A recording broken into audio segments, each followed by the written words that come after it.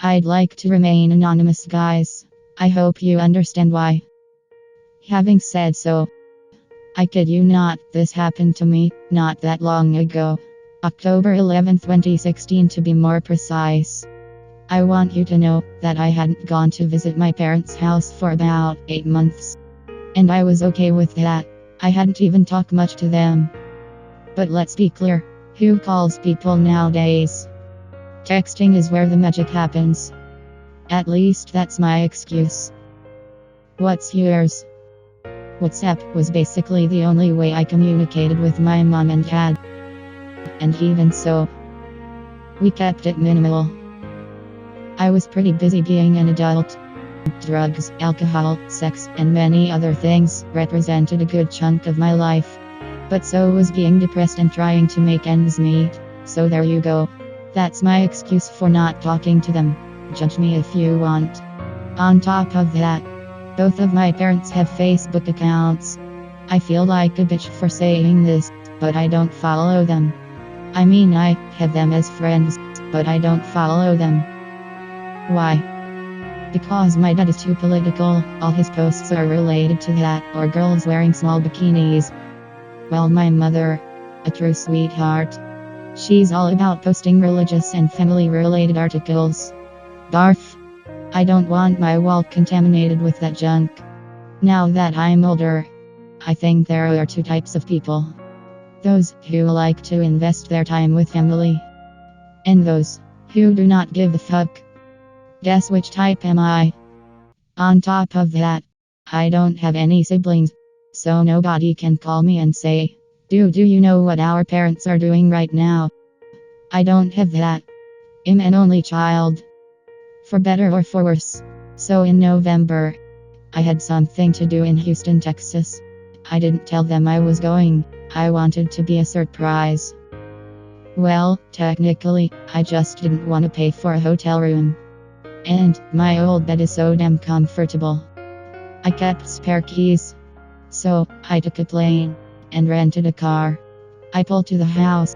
I immediately saw that my dad's vintage car, what I really want to say is, junk, was not in the driveway. I wasn't feeling great. I guess flying does that to my stomach.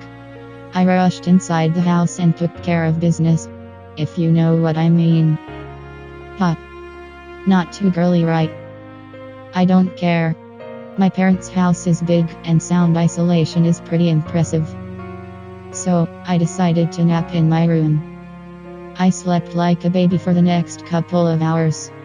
You know that feeling when you're hearing something but cannot react to it because you're deeply asleep? I felt that but paid little attention. So it turns out that this strange woman came home, cooked herself a meal, then showered for more than half an hour. Come on, who takes that long to shower? I do not. Not even when I shave my legs. She then went into my room wearing just a towel. Very short towel. I was under the blanket when I heard a noise.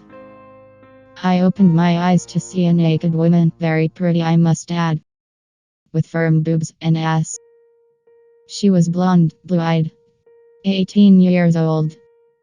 I didn't say a thing. I just kept quiet. Never moved my eyes away from her amazing body.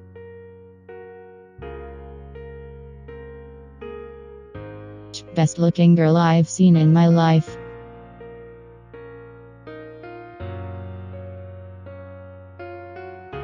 Like always, good things come to an end. She saw me, and she yelled, then screamed, then yelled again. Wow, am I that scary looking? She then left the room. My parents had gotten back by that time and explained her who I was and what had happened.